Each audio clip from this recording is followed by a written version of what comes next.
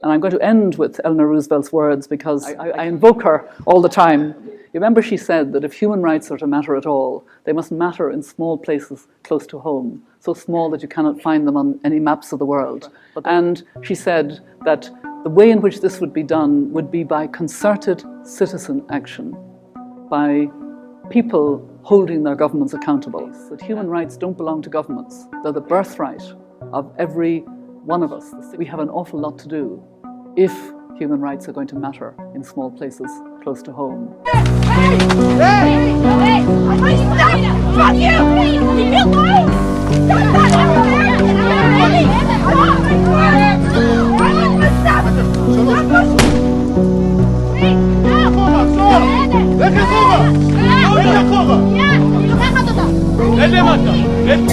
Well, those of you who know me and have watched my videos have seen me often quote that wonderful affirmation from Mary Robinson giving honor to Eleanor Roosevelt, who had an extraordinary insight about where human rights begin.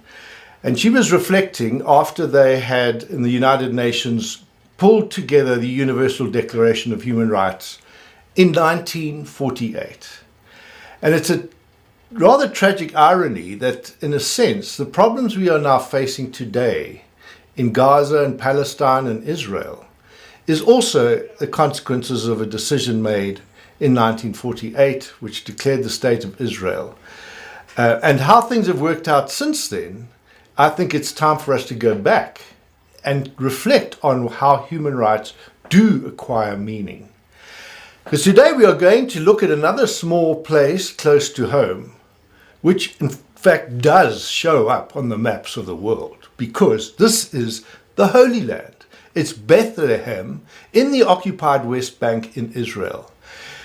And my guest today is Amira Musallam, a Palestinian Christian, who has a story to tell that is a tragic tale of how recently, in the last few years and up till this present moment, the human rights of her family were grossly violated, while the State of Israel have forcibly displaced them in the process of moving settlers onto their ancestral lands. But before I ask Amira to tell us her story, just to frame this Aletheia dialogue, firstly, it builds on the previous one with Donovan Robert, which explained the story of Amira's sister-in-law, Alice Kisiya, and watch that and you'll get a sense of what the story is. And now what today is going to be is a much more deeper reflection from Amira, particularly concerned about her son, because that's where he was born and grew up, and she is really there to ensure that his rights are being recognized as the Universal Declaration of Human Rights proclaimed. So that's worth watching. And then there was another video on my channel which it just shows that there's some divinity greater than myself which is shaping my ends, rough hew them how I will, and I'm quoting out from Shakespeare. It's a video. I had a conversation with two of my good friends, Michael Kosser and Rebecca Burnt, who reflected with me after Christmas on what T.S. Eliot's poetry has had on our respective vocations and faith journey. And being just after Christmas, we were thinking about the Incarnation and the fact that this is where it happened, in Bethlehem. And somehow we got into talking about the Israel, Gaza, Palestine issues. I would never have imagined now, 7 or so months later, I would be talking to a Bethlehemite, a Palestinian Christian of the Catholic variety of my own faith tradition, whose grandfather was a mayor of Bethlehem. And I just was telling her, she reminds me, and I almost feel this chilling sense that I'm talking to Mary Magdalene herself, because she just strikes me as that sort of personality who is in her own faith journey has just taken deeply to heart what it means to be someone who is an instrument of peace. So I've titled this Run to Bethlehem because one of the memorable moments of that dialogue with Rebecca and Michael was Rebecca reflecting on W H Auden's work For the Time Being. And let's just listen to what Rebecca had to say and let that spur you on to actually go and watch that whole conversation. I will say this, for the time being, Auden does this thing where he is telling the story of the Incarnation, and all the characters that we think of, like the shepherds, the angels, Herod, everyone.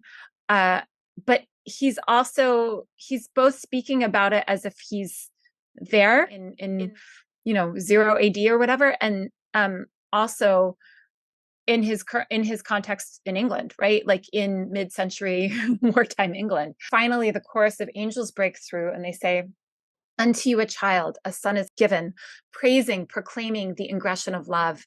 Earth's darkness invents the blaze of heaven, and frigid silence meditates a song.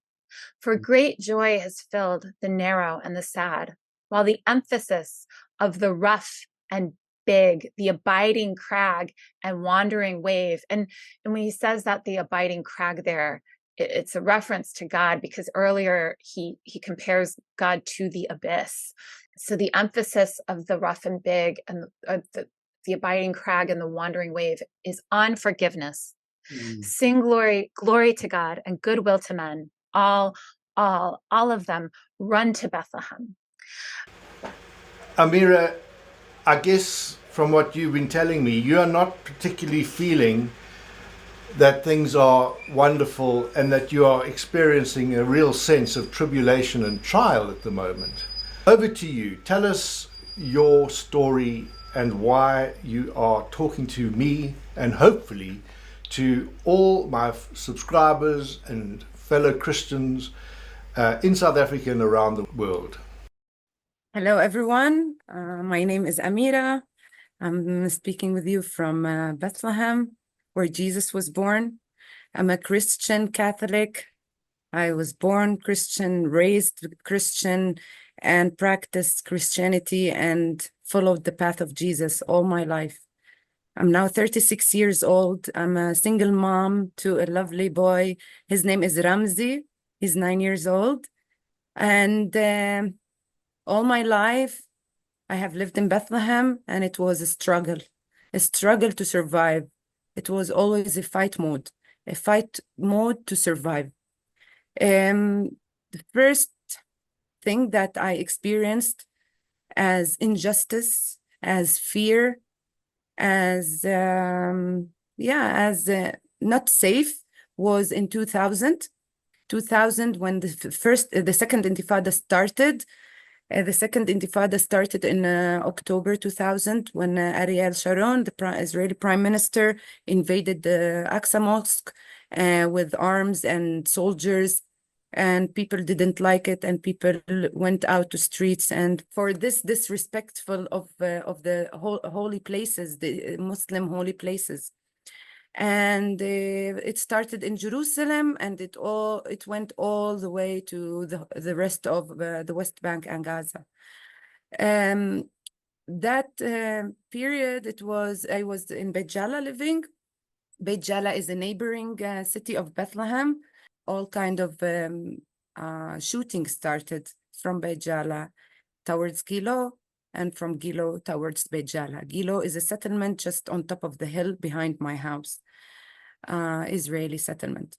And we were caught up in the middle of the shooting and bombing from the Israeli tanks and Israeli Apaches military helicopter with the bombs and rockets and so on. It was on 15th of November 2000 when I experienced firsthand death. Like, it was almost, that was our last night. I was 12 years old. I was with my family in my house in Beit Jala, my dad, my mom, my sister Gina, and my little sister who was 6 years old. We were hiding in the house because we couldn't leave, we couldn't escape. The streets were very dangerous. It was a war zone, so we couldn't really leave. We called ambulances to take us out. They told us we cannot, they are shooting at us. And even that night, our neighbor, who was a German doctor, Dr. Fischer, he tried to leave his house to come and rescue people from my neighborhood because so many people were injured. And he was bombed from an Apache. He was killed from an Apache. just next to our house. That night, we stayed from 6 o'clock in the afternoon until 6 o'clock in the morning next day, under fire, under bombs, under rockets from the Apache, from the helicopter. The place where we were hiding in the house was not safe because smaller rockets and bullets entered to where we were hiding. I was almost killed myself. And so we started shouting for someone to stop, for someone to come and rescue us, because if not, we would have been killed. And my dad, along with our old woman lady, with a picture of Saint Nicholas, she believes that Saint Nicholas can protect us and was able to protect us that night. So they were able to break a big gate, electricity gate, that it wouldn't work that night because there was no electricity. They were able to break it, and we escaped crawling on the road, on the street, and holding a white shawl to say that we are peaceful people, we don't want to do anything, so the helicopter won't shoot at us. And we went to our neighbor's house, which was more lower than our house, and it was safer. And I still remember until now the helicopter in front of us on the other mountain, bombing the house behind us. I still remember, I'm now 36 years old. I still remember the heat of the bomb, of the rocket that was coming out from the helicopter, and thinking that it's going to kill us. We prayed all kind of prayers. We prayed for Jesus, for Mary, to protect us. And I would like cover my ears and cover my eyes, and I would like jump from the bomb, you know, from the floor, from the power of the rocket. I would like jump from the floor and fall down again. That was that intensive. The next day we woke up, we saw our house partially bombed. I was 12 years old. I went to my neighbors to check up on them. My best friend was like living in the neighborhood, and the first thing I saw was flesh and blood all over the place of my German doctor neighbor. It was there all over the place, and it was hard. It was hard. I can't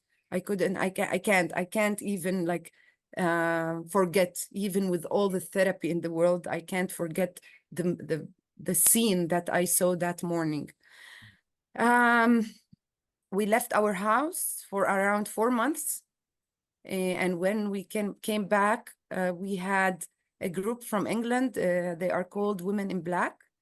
And there was a lovely woman, her name is Liz, from England, who came and did protective presence in our house, human shield.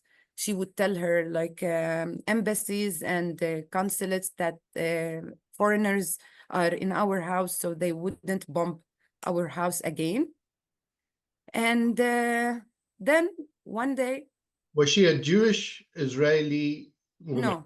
No, she's Christian from England. But here is the interesting part of this story comes. One day she told us that she would like to invite her friend to our house. And of course, they are all welcome. We prepared dinner, and we were waiting for that woman. And she came. Blonde, blue eyes, very beautiful woman with glasses. I don't forget her until now. I can't forget her. And the moment she entered, I remember she ran to us and she hugged us. She started crying and crying and saying, "I'm sorry for what my people are doing to you." That's the woman who was from Israel. She was a Jewish, she was American, and she came to do protective presence for our family in the West Bank. I will never forget her. You know, and that really struck a chord with me when I listened to you being interviewed by Nonviolence Radio, where you explained that. And suddenly what leapt out for me was, you know, is again the parallel between what's happening in Israel, Palestine, and what happened in South Africa.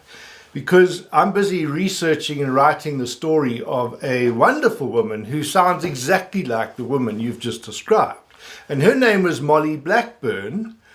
It's interesting how this word black comes into it, because she was part of the Black Sash, and you're talking about women in black.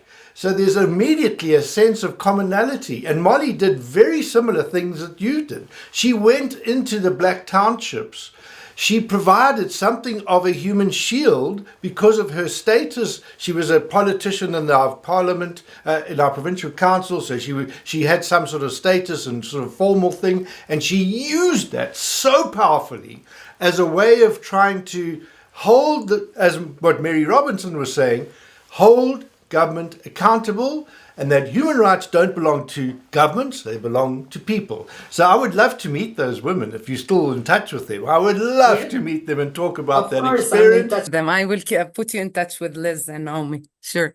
Because that's what gives us encouragement. And I mean, I just can't imagine the trauma of having what you've had to go through. But it also spurs me on to get finished with writing that book of Molly, so as to encourage people like you, so as to show that, because what happened, we did come to the end of apartheid. We were able, because of people like that, who stood their ground. My wife was also involved with the Black Sash, and in the 80s, when the troops were going into the townships, and there was this terrible thing. She would go at nighttime vigils in the townships with candles. You would have all these white women from, more affluent, privileged white women who would go and stand in the townships whilst the police and what we called Caspers, the equivalent, the troop carriers were coming basically to, kind of try and find people that they're accusing of being part of the, of the struggle. But we did a similar thing.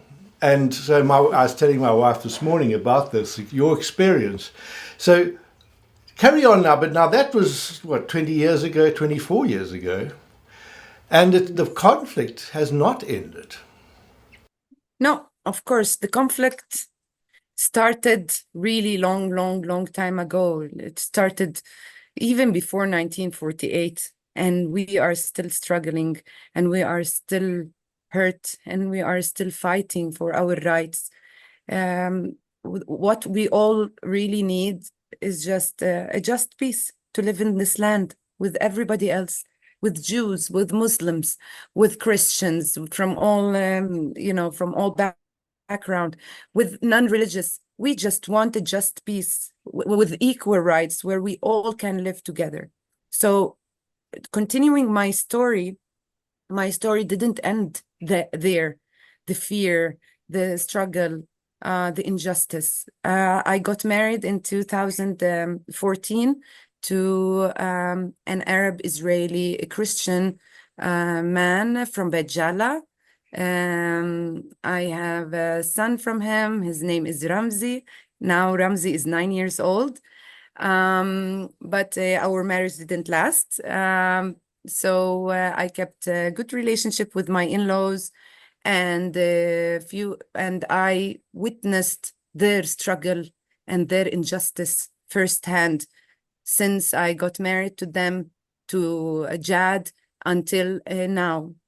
In 2019, the house where my son used to live with his dad when he visited his dad got demolished from the Israeli military, because they were saying that it didn't have legal licensing and legal paperwork, though even if you go and applied for a license, for a permit to build, they wouldn't let you, because this house is on Area C.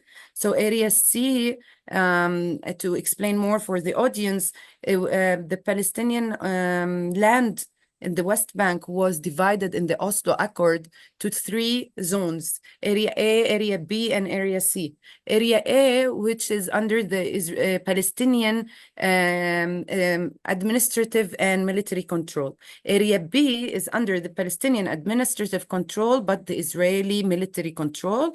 Area C is under the administrative and military control of Israel. So the land of my ex-husband is in Area C. in Al-Makhrour. Al-Makhrour is the only green area left in Bethlehem district. Bethlehem is surrounded with a big apartheid wall, is surrounded with the settlements. All the area that is green and lovely to be in, we are not allowed in some of them to enter, in some of them we are not allowed to build anything, and in a lot of them there are settlements built on our lands. We are left only with 27% of the land in Bethlehem district. So we don't have, it's like a big open air prison.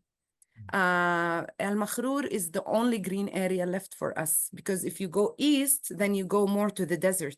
And also it's all controlled up until the Dead Sea. It's all controlled by Israel as Area C. They put it as Area C, so we cannot access there.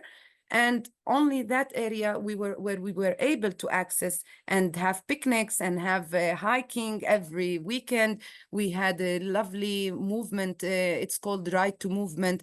Boys and girls who started to run in that area because it was the only place that we can run a little bit. The rest is a city with lots of buildings, lots of cars, where you cannot do any, sports activities. In 2019, I can show you in a bit a video of the demolishing of the house. They demolished it. And also we found out that, and we had a lovely restaurant also there. So they destroyed also the restaurant. So the only income for my in-laws was the restaurant, and it was all gone, and nobody made up for them anything. Like they weren't given any money, they weren't given any support from anybody. Okay, they went also to court, and we found out that in the court, Haminota, which is the Kakal, which is also the JNF, the Jewish National Fund.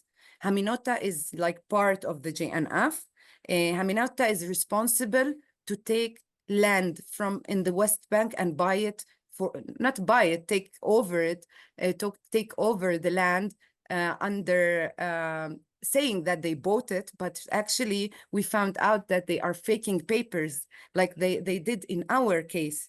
They faked a Jordanian deed saying that they bought the land in 1969 from the owner, and then we found out that it was fake. We went back to the Israeli archive, and we didn't find that paper that they are claiming it's theirs. So they faked. We brought the original deed from the Israeli archive, and we got their fake deed. But in our case, we were able to prove our ownership. We went to the Israeli Civil Administration. My father-in-law was able to show ownership and lease of the land from the original owner. We stayed in the courts until 2023. In 2023, in May, we won the court. The Israeli court said that Haminota doesn't have anything in that land. They couldn't prove ownership. They couldn't bring and show any paper for the land, so they cannot be in the land. Ramiz Kisiya, who's my father-in-law, can stay in the land until the original owner, who left Palestine a really long time ago, can come back, or one of his inheritance, and tell us to leave the land if he wants us to leave. So that's the court, how it ended, with us staying in the land. But since then, the settlers started intimidating us, like they would send drones while we are eating in our land, while we are having a barbecue, while we are doing any, gathering in our land, and they would be sitting with their drones between us. Also, they tried many times to run over my son and the family members and nobody would talk to them until last May, they came, they broke in the gate, They demolished everything in the land. Like we had a small cabin where my family-in-law, my in-laws used to sleep, and my son. They demolished it. They demolished the kitchen. They demolished. We had a big oven to do traditional food in it. They demolished it, and we called the Israeli police. The Israeli police came and kicked them out because they brought proof that those settlers don't belong in this land. They don't have anything in this land, and they should leave. Okay, that was in May. They waited until the 31st of July. In the 31st of July, those settlers came back with the army and the police this time. I don't know how, but they agreed on it. They agreed on kicking us out illegally, because when they came in, those settlers and the head of Gush Atzion settlement, they came with the guns and rifles, and they pointed on my ex-husband and my son. My son was in the land. And they told them, you have to go out of this land. We told them, like, listen, we have papers. Like, what do you want? Why you are here? Like, we have official paper. No, we don't care. Yalla, kicks them out. They kicked us out, kicked my son, my ex-husband, his father, his mother, and his sister, Alice, who you saw mostly on social media and in the news recently. She's my sister-in-law. We called the police. The police came and arrested my husband instead of arresting the settlers who are coming illegally. So imagine, like, the Israeli police are complicit in this. So they arrested Jad. They took him to the station in Bitar Alit police station, and they gave him a restraining order for 2 weeks from the land. They thought that, well, if we remove Jad, who's the strongest among them, we could,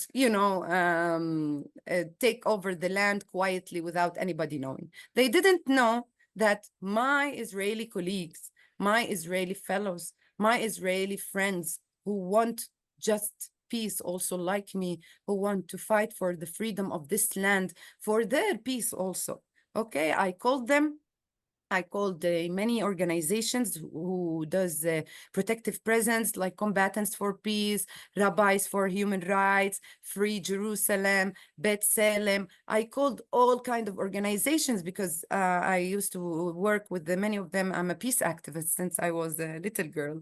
And they responded, and they came. 2 hours after my first call, I saw 20 people coming in, providing protective presence, standing in our land, arguing with the military, saying that this is wrong, this is illegal, because they can speak in Hebrew. For example, I cannot. I speak English, I speak Spanish, Arabic, but I don't speak Hebrew. My in-laws, they speak Hebrew. And also, just to let you know, my in-laws are Christian, Orthodox. They are Israeli citizen and French citizen also. So imagine. So Israel, the occupation, they don't care about what's your religion, what's your background, what's your ethnic. You are only for them an Arab. They don't care about anything. They want just to take our land. They just want to get rid of us. And when they tell you that Palestinians want Jews out and we want to kick them out to the sea, that's not true. We just want to live in just peace. They want to kick us out. They don't want us to be here. And whenever anybody from our Christian fellows around the world, they say, this is a war between Islam and Judaism. No, not true. We are Christians and we are being bombed. We are being killed. We are being expelled from our land. We are being attacked from settlers, from right wings, extremists, Israelis. And so this is very important for the world to know that it's not a religious war. This is not a war between Islam and Judaism. This is a war, colonialism, settlement, and where apartheid, where they want to take more land. Now, I think that what I suggest you do is now just talk us through those photographs. Yeah, sure. Okay, let me start with the demolishing, right? This is our house on the mountain of Makhrour. That's my mother-in-law, that's my ex-husband in blue, and my father-in-law, who's the one standing beside me. I muted the voice because it's so hard to listen to it all over again. It's so sad. It's so really unbearable to see your house that you built stone by stone, that you lived in it, the best memories. My son was born there. My son lived most of his life in that house. And now to see that in front of your eyes, it's all demolished. It's really hard and sad. And that was in 2019. Before that day, we had the restaurant demolished 5 times before that, since 2011, actually. So that was the lovely house that we had. That was the house on top of the picture. That's when they demolished it, and that's how we are left with our nothing. And that cross standing there just makes me like also real for those of us who are Christians, for whom the crucifix and the cross is about Jesus and the Incarnation identifying with our suffering. Whoa, that speaks so powerfully to me. Then I will show you the first day when the settlers came in 31st of July. I took also this video.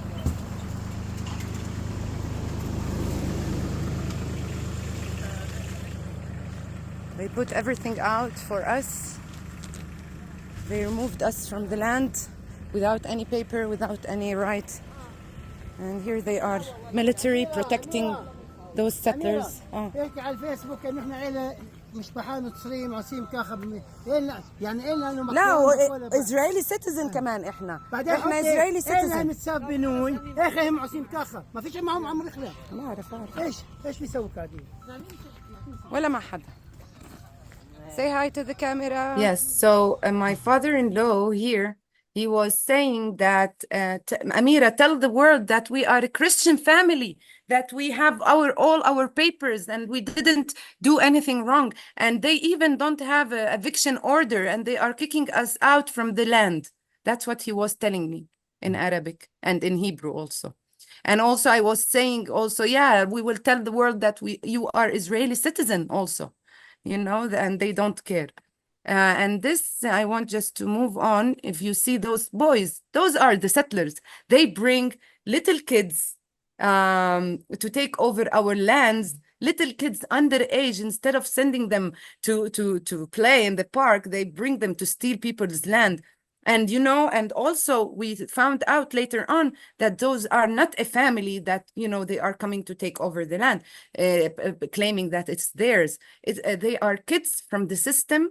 They bring them from the at-risk, kids at risk from the system, kids with problems, orphans. They bring them and use them to take over people's land. So they are abusing their kids, the kids of Israel, to do this ugly work. Can I just comment on that? Because that's the other thing which made me feel, as a social worker whose obviously responsibility is to protect children and the rights of children, that struck me as being the most egregious, horrific exploitation and abuse of children, of people under age. And so they are taking children in need of care and putting them in a sense of first line of attack to actually to push people off their land. That has to go somewhere. I don't know where, Amira, but I've got friends who are human rights lawyers and all the rest. There's got to be something we can do in terms of International Convention of the Rights of the Child, etc., to actually use some concerted citizen action to prevent those children exploitation of them. And I've seen the same thing happen. I mean, we talk about child soldiers being used in wars in Africa. That terrible story. This is all part and parcel of the abuse of children for the sake, and it just goes to show just how morally bereft the state of Israel's whole occupation policy is, that they should use children of this mode. But anyway, I just had to give my hobby horse a bit of a gallop there, because it just strikes me as being outrageous that they are doing. Yes, this is, if you see in the picture, this is, his name is Lior. He's wearing army military, uniform, and he has gun. He's like the head of those settlers. He's the one responsible for those kids, and he's the one who brings them to work. Like I have a video somewhere, say he was like confessing, like I was asking him why that guy on the right, this one, was holding a knife, though he's underage. He says this is important for his work in the land. So, like even they let them hold knives, and they hold white arms, and they are all those three underage. Like once we asked this one, like, give us your ID. He gave us a fake ID, and he covered the picture to show us that he's over 18, but he wasn't over 18. He's under 18. We know that. No. So yeah. Also, I will show you like my friends who came and did protective presence. Okay, so here I am in the picture, and all these people around me. This is Alice here. All those people around me are Israelis, Jews, who are doing protective presence. They are protecting me and Alice and Michelle from the military who wanted to take us out from the land. But at the end, they kicked us out by force. Like, look at him. They cuffed him, and they took him. My friend Roy from Jerusalem, he's Israeli Jewish. And look, they come with all arms. They come with all uniform from different backgrounds. They are not even, some of them are not even Israelis. Lots of them are Ethiopians. Lots of them are Russian, from Ukraine, but they are not like really Israelis who were born in Israel and have this nationality of like really Israeli. Lots of them, they come from abroad. They promised them with a piece of land. They promised them to give them a monthly salary, and they bring them to serve in the military. So they're also relatively vulnerable people. That's the point I'm making. You're also being used. And that just echoes with me from my work, my wife was going into the townships in the 80s doing her thing. White men were all being conscripted into the South African Defence Force involuntarily. And I get a sense that because we were then vulnerable, we were young, we were 18-year-olds, didn't understand the complexities of what was really going on. So in that sense, I also feel a measure of empathy for those Israeli soldiers having to do an impossible job. And many of my friends in the 80s in South Africa eventually refused further conscription into the SADF because they just realized it was morally indefensible of what they were doing. So there's another parallel we can draw.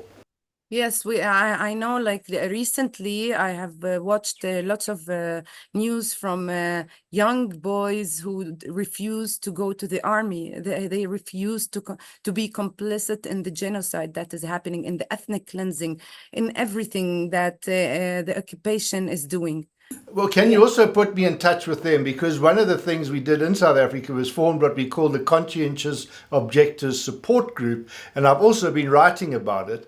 And it was a support system for people because in the fullness of time, it was actually white conscientious objectors that refused to participate in this thing, which cracked the whole edifice of apartheid and helped expose the lie of it, the fact that it had no moral foundation, and played a big role. I mean, together with all the other forces of sanctions and all the rest. Yes, and the most important group that I know is Breaking the Silence in Israel. Breaking the Silence, they are ex-IDF soldiers or people who didn't even want to serve and served in the prison. They put them in prison because they didn't serve. So you can be in touch with them, Breaking the Silence group in Israel. Lovely. And this is one of the, I wanted to tell you, this is one of the demonstrations, peaceful demonstration, non-violent demonstration, where we walked Israelis, Palestinian, Jewish, Christians, Muslims, girls, boys, men, even Ofer Kassif, he's a member of Knesset from Israel. He came with us and he was with us 10 telling the army what they are doing, and they are protecting settlers is illegal and is wrong. And they didn't care, and they started throwing at us stun grenades, tear gas bombs. They started hitting us and throwing us around. You see, like, yeah, those are military with us. They were like pushing us around in that. Is that Alice there? Yeah, Alice is trying to talk with the military because he was pushing me around. You know, he hurt me so much, my back until now it hurts. So she was speaking with him in Hebrew, like, stop, what you are doing? You're hurting her, you know? Like here, that's my mother-in-law, Michelle. She got a stun grenade on her leg, and like it was really, really scary. Even the man behind her, the man in white, he's a rabbi from Rabbis for Human Rights. You know, he was with us, and he also got attacked from the military. They don't care who you are. For them, you are against them if you are standing with Arabs or Palestinians. Okay, and one of the times that Mary statues that was in our land, we have pictures with it. My son Ramzi, since he was born, he has pictures with it. And now Michelle was able to enter to the land and get us some grapes from the land. And she found out that the settlers broke the statues of Mary. I'm sorry for that, but this is our precious statues was broken by the settlers. And we removed it even from the house before it was demolished, and we kept it with us, and we kept it in the land, to, you know. And then we found out that those settlers, those unethical, illegal settlers, they broke it for us. And just show us a picture of your son with his car, with his toy. Yeah. This is my son Ramzi. Even his face is not clear here. My son Ramzi, this was his last toy that he could save when the settlers kicked us out. He was standing there crying because he wanted his toys, and unfortunately they took all his toys out and crashed them. Like, they didn't even put them aside for my son. They crashed them, so he saved the last car from his toys. I tried to comfort him and tell him that it's okay, we'll buy him new ones, you know, but there is a damage that happened there, a damage that my son was really, he wasn't sad for the toy. I saw anger in his eyes. He was angry, like, why they are doing this to us? What do they want from us? We are peaceful people, you know? And since then, since the 31st of July until today, my son, every day when I go back home, he asks me, Mama, did you kick them out? Mama, did you get back this land? Mary Robinson talked about human rights in small places close to home, that you've now put this on the map of the world, and you're ensuring that human rights become meaningful. And what I really have been impressed about is your engagement. You know, one of the things in our South African experience of apartheid is to name the powers, to unmask the powers, to see what powers lie behind the mask that's been presented. So here we have young conscripts, we have these at-risk children who have got cognitive and psychosocial deficits and circumstances, who really are in the welfare system. They've been used them as a mask. So you unmask the powers, find out the power behind them, and then engage the powers. Say, how can we, who are watching this video, what can we do to help you? Because of course those powers, we look at the news every day and we switch on and we just see it seems to be going from bad to worse. Give us some guidance on how we can use whatever influence we can to actually make a difference. Believe me, I have been asked this question so many times. And I honestly, every time I give an answer and we try it and we have no result, because those who are in power in Israel are so rude. They don't care. They don't see anyone. They don't care about anyone, about any power in the world. not the UN, not the court, the criminal, the court in South Africa. They don't care about any government who talked with them. They don't care. So I think the only thing is keep up your voice, keep sharing our stories, even those small stories that of ours, those personal stories, to get to more people. Let people write to their senators, to their governments, to their congressmen, congresswomen. Let them write to those who are in power, who don't see the truth, and they know only that Israel has the right to defend itself. Defend itself against who? Against me and my son and my family? Like, please, we are not all Hamas.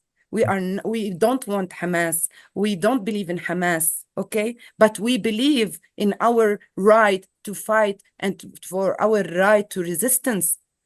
Okay, so please write to all your governments, and let the press know about us. Let the main stream press like BBC, CNN come and see our stories.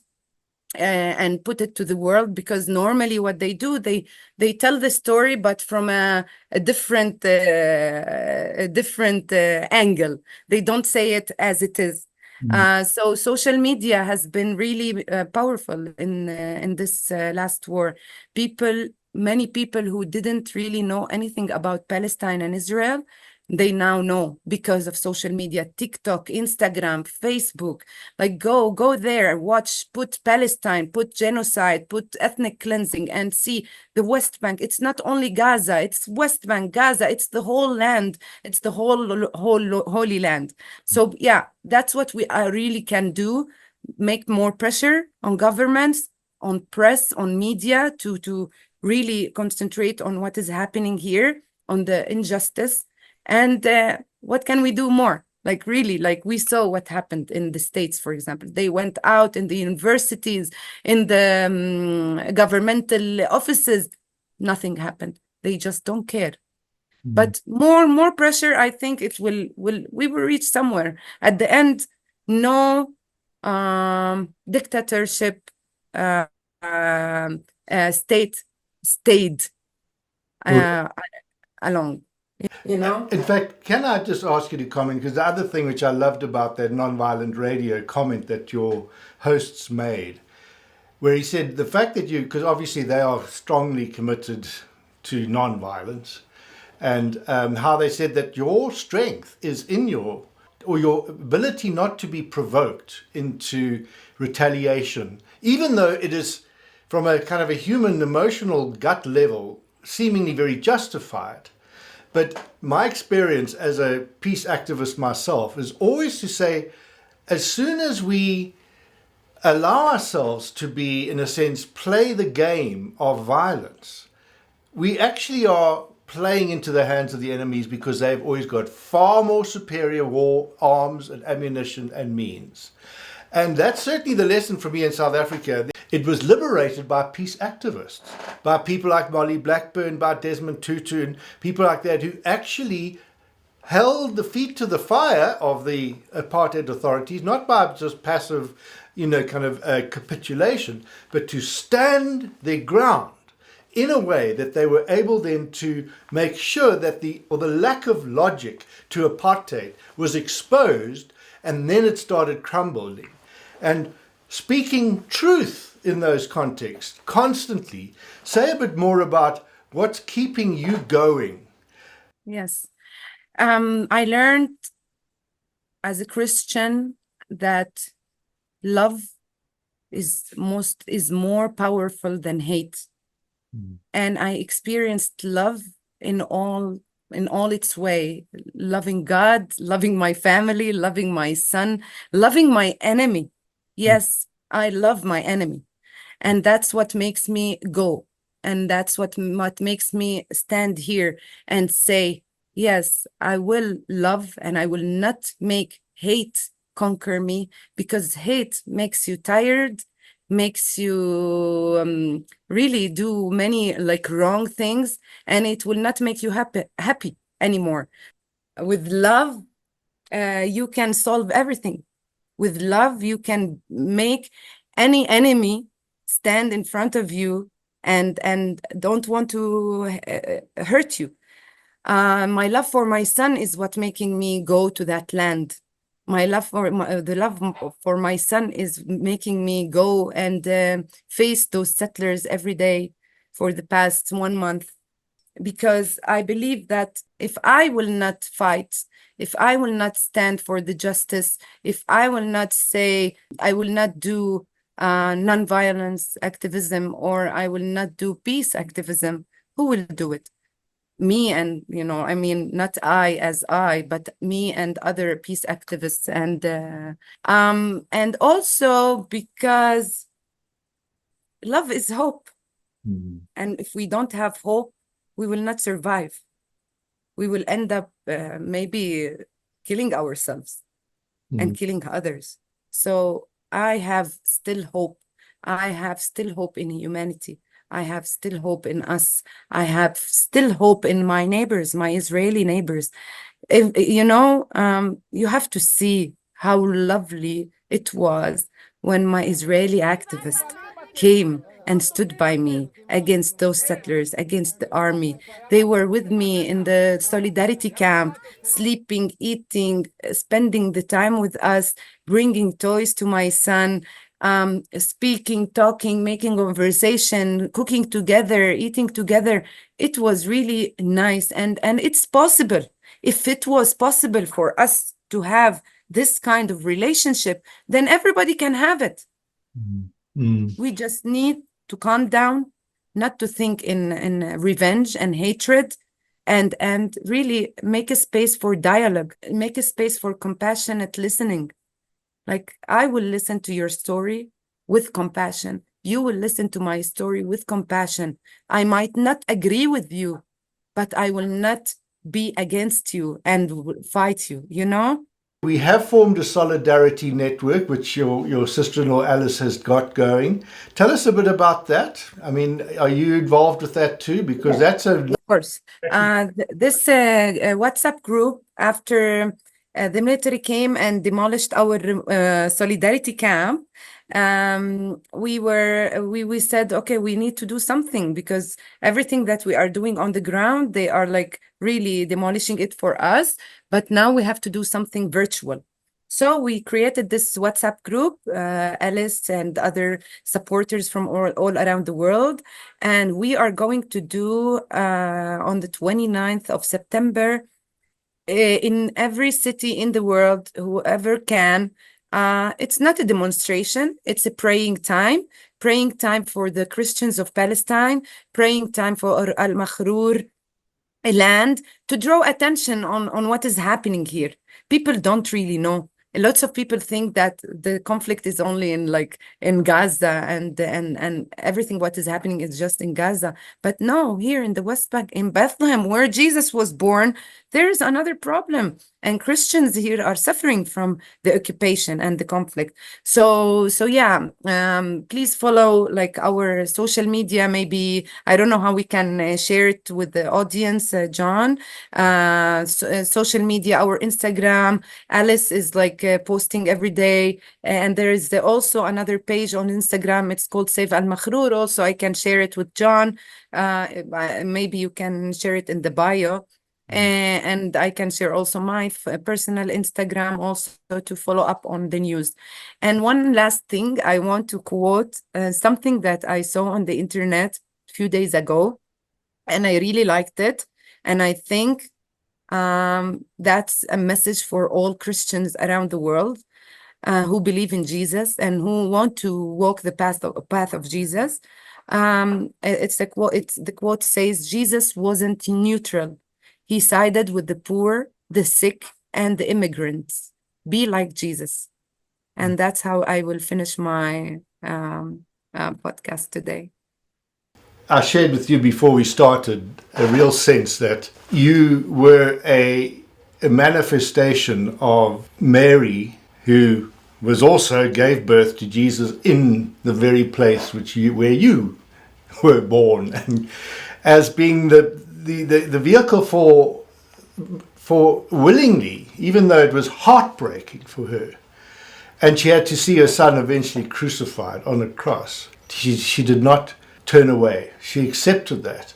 And I just want to honor you for being the same, and just showing that the Incarnation, and our job as a Christian church today, is to make the historical fact of the Incarnation that happened 2,000 years ago, where Jesus was born, a contemporary reality in our society today. I have to say, just in terms of my response, I've been nervous about getting into the whole conflict because it is so polarizing, even in our own country. I mean, one of our ministers recently appointed in our government of national unity is a guy by the name of, Gayton McKenzie, who has so fanatically supports the state of Israel and its whole thing, and has gone down.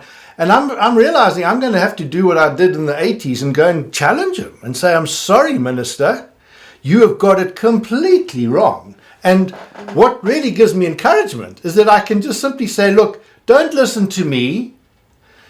Here is a fellow Catholic telling her story, because I believe this Gayton McKenzie was educated as a Catholic. I'm not sure if he still is, but he talks of it as having grown up as a Catholic. And we say, just listen to her story. And I can do so in love for him too, because he's our Minister of Sport and I love sport, so we have some common ground. But what you also demonstrated for me is, to quote another Catholic, a Jesuit priest, Anthony de Mello, who was a Jesuit who died a few years ago, had a wonderful line, which I repeatedly quote, and I've used it in our previous conversation with Donovan. He said, it is common to oppose a truth, but it is impossible to resist a story. And what comes through from hearing your story is that it is a story that is fundamentally truthful. You are not there as a propagandist for a particular ideological cause. You are doing what you're doing out of your personal life experience, reflecting on your faith and your family and doing so in love, which of course is that whole thing. Speak the truth in love. The second thing I want to quote another Jesuit. The Jesuits always seem to have the best lines. There's a guy, Raymond Panikar, who was a Jesuit mystic and Hindu, philosopher. He says, a human being is a knot in a network of relationships. So the relationship you and I have, it's a connection that's being made. It's a strand that's been connected between your networks, other networks. We'll share this video to people and they'll start sharing it with others. And as a process, we start seeing that we are weaving like a fabric around the world so that people can all come together and say, it's got to stop. We cannot continue this blind commitment to it. And I want to end off by playing a poem which Malcolm Guite wrote, which I think just in poetry says it so beautifully. It's called Descent. And it's a poem which is astonished by what happens at Bethlehem, in the midst of the great classical civilizations of pagan antiquity, and if you like, the Olympian gods and the perfect Grecian marble friezes and everybody up there being immortal and disdaining us. God says, no, I'm going to do something completely different. So this poem is called Descent. They sought to soar into the skies, those classic gods of high renown, for lofty pride aspires to rise. But you came down. You dropped down from the mountains sheer, forsook the eagle for the dove. The other gods demanded fear, but you gave love. Where chiseled marble seemed to freeze their abstract and perfected form, compassion brought you to your knees. Your blood was warm. They called for blood in sacrifice, and victims on their altars bled. when no one else could pay the price. You died instead. They towered above our mortal plane, dismissed this restless flesh with scorn, aloof from birth and death and pain. But you were born to these burdens, borne by all, born with us all, astride the grave, weak to be with us when we fall, and strong to save.